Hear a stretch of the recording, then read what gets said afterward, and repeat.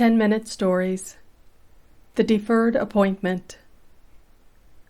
The little photographic studio in the side street beyond Shepherd's Bush had done no business all day, for the light had been uninviting to even the vainest sitter, and the murky sky that foreboded snow had hung over London without a break since dawn. Pedestrians went hurrying and shivering along the pavements, disappearing into the gloom of countless ugly little houses the moment they passed beyond the glare of the big electric standards that lit the thundering motor buses in the main street. The first flakes of snow, indeed, were already falling slowly, as though they shrank from settling in the grime. The wind moaned and sang dismally, catching the ears and lifting the shabby coat-tails of Mr. Mortimer Jenkin, photographic artist, as he stood outside and put the shutters up with his own cold hands in despair of further trade. It was 5 minutes to 6. With a lingering glance at the enlarged portrait of a fat man in Masonic regalia, who was the very pride and glory of his window front, he fixed the last hook of the shutter and turned to go indoors. There was developing and framing to be done upstairs, not very remunerative work, but better at any rate than waiting in an empty studio for customers who did not come, wasting the heat of 2 oil stoves into the bargain. And it was then, in the act of closing the street door behind him, that he saw a man standing in the shadows of the narrow passage, staring fixedly into his face. Mr. Jenkins admits that he jumped.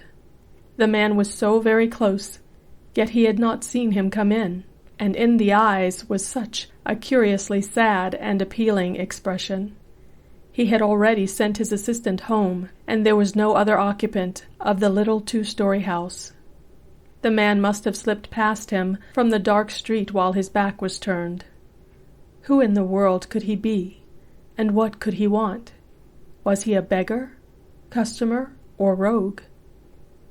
"Good evening," Mr. Jenkins said, washing his hands, but using only half the oily politeness of tone with which he favored sitters. He was just going to add "sir," feeling it wiser to be on the safe side, when the stranger shifted his position so that the light fell directly upon his face, and Mr. Jenkins was aware that he recognized him. Unless he was greatly mistaken, it was the second-hand bookseller in the main street. "Ah, it's you, Mr. Wilson," he stammered, making half a question of it, as though not quite convinced. "Pardon me, I did not quite catch your face, I was just shutting up." The other bowed his head in reply. "Won't you come in? Do, please." Mr. Jenkins led the way. He wondered what was the matter. The visitor was not among his customers. Indeed, he could hardly claim to know him, having only seen him occasionally when calling at the shop for slight purchases of paper and what not. The man, he now realized, looked fearfully ill and wasted, his face pale and haggard. It upset him rather, this sudden, abrupt call. He felt sorry, pained. He felt uneasy.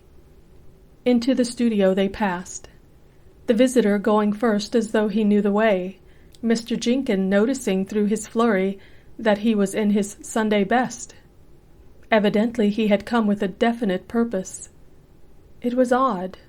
Still without speaking, he moved straight across the room and posed himself in front of the dingy background of painted trees facing the camera. The studio was brightly lit. He seated himself in the faded armchair, crossed his legs, drew up the little round table with the artificial roses upon it in a tall, thin vase, and struck an attitude. He meant to be photographed. His eyes, staring straight into the lens, draped as it was with the black velvet curtain, seemed, however, to take no account of the photographic artist. But Mr. Jenkins, standing still beside the door, felt a cold air playing over his face that was not merely the winter cold from the street. He felt his hair rise. A slight shiver ran down his back. In that pale, drawn face, And in those staring eyes across the room that gazed so fixedly into the draped camera, he read the signature of illness that no longer knows hope. It was death that he saw. In a flash the impression came and went. Less than a second. The whole business, indeed, had not occupied 2 minutes. Mr. Jenkin pulled himself together with a strong effort, dismissed his foolish obsession, and came sharply to the practical considerations. "Forgive me," he said, a trifle thickly, confusedly, "but I did not quite realize. You desire to sit for your portrait, of course. I've had such a busy day, and hardly looked for a customer so late." The clock, as he spoke, struck 6, but he did not notice the sound. Through his mind ran another reflection. A man shouldn't have his picture taken when he's ill and next door to dying. Lord, he'll want a lot of touching up and finishing, too. He began discussing the size, price, and length, the usual rigmarole of his profession, and the other, sitting there, still vouchsafed no comment or reply. He simply made the impression of a man in a great hurry who wished to finish a disagreeable business without unnecessary talk. Many men, reflected the photographer, were the same. Being photographed was worse to them than going to the dentist. Mr. Jenkin filled the pauses with his professional running talk and patter, while the sitter, fixed and motionless, kept his first position and stared at the camera. The photographer rather prided himself upon his ability to make sitters look bright and pleasant, but this man was hopeless. It was only afterwards Mr. Jenkin recalled the singular fact that he never once touched him, that, in fact, something connected possibly with his frail appearance of deadly illness had prevented his going close to arrange the details of the hastily assumed pose. "It must be a flashlight, of course, Mr. Wilson," he said, fidgeting at length with the camera stand, shifting it slightly nearer, while the other moved his head gently, yet impatiently in agreement. Mr. Jenkin longed to suggest his coming another time, when he looked better, to speak with sympathy of his illness, to say something, in fact, that might establish a personal relation. But his tongue in this respect seemed utterly tied. It was just this personal relation which seemed impossible of approach, absolutely and peremptorily impossible. There seemed a barrier between the two. He could only chatter the usual professional commonplaces. To tell the truth, Mr. Jenkin thinks he felt a little dazed the whole time, not quite his usual self.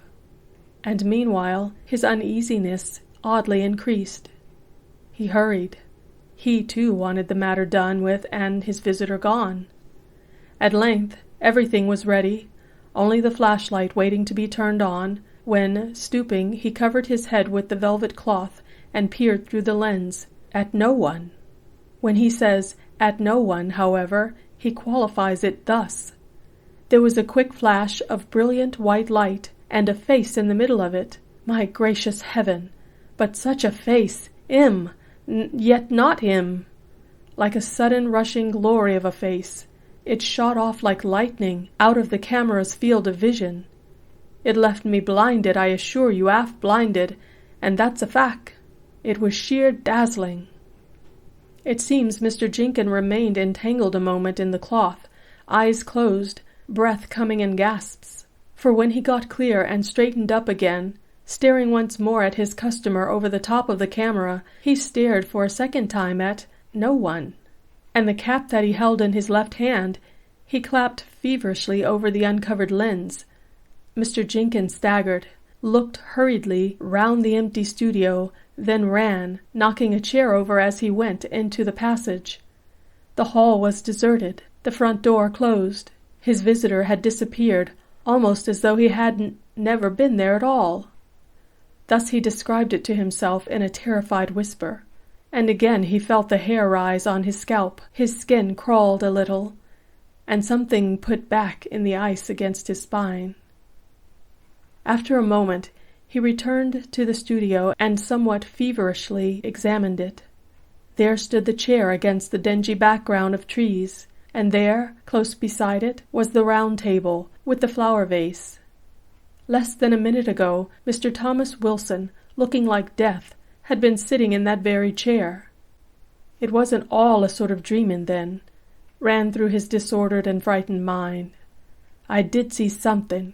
He remembered vaguely stories he had read in the newspapers, stories of queer warnings that saved people from disasters, apparitions, faces seen in dream, and so forth. Maybe, he thought with confusion, something's going to happen to me. Further than that he could not get for some little time, as he stood there staring about him, almost expecting that Mr. Wilson might reappear as strangely as he had disappeared. He went over the whole scene again and again, reconstructing it in minutest detail, and only then for the first time did he plainly realize two things which somehow or other he had not thought strange before, but now thought very strange. For his visitor, he remembered, had not uttered a single word, nor had he, Mr. Jenkin, once touched his person, and thereupon, without more ado, he put on his hat and coat and went round to the little shop in Main Street to buy some ink and stationery, which he did not in the least require. The shop seemed all as usual, though Mr. Wilson himself was not visible behind the littered desk. A tall gentleman was talking in low tones to the partner. Mr. Jenkin bowed as he went in, then stood examining a case of cheap stylographic pens, waiting for the others to finish. It was impossible to avoid overhearing.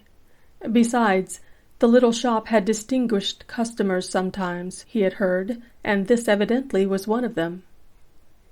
He only understood part of the conversation, but he remembers all of it. Singular, yes, these last words of dying men, the tall man was saying. Very singular. You remember Newman's. More light, wasn't it? The bookseller nodded. Fine, he said. Fine, that. There was a pause. Mr. Jenkins stood lower over the pens. This, too, was fine in its way, the gentleman added, straightening up to go. The old promise, you see, unfulfilled but not forgotten. Cropped up suddenly out of the delirium. Curious, very curious. A good, conscientious man to the last. In all the 20 years I've known him, he never broke his word. A motor bus drowned a sentence, and then was heard in the bookseller's voice as he moved towards the door. You see, he was halfway down the stairs before they found him, always repeating the same thing. I promised the wife. I promised the wife. And it was a job, I'm told, getting him back again, he struggled so. That's what finished him so quick, I suppose. 15 minutes later he was gone, and his last words were always the same. I promised the wife. The tall man was gone, and Mr. Jenkin forgot about his purchases. When did it happen?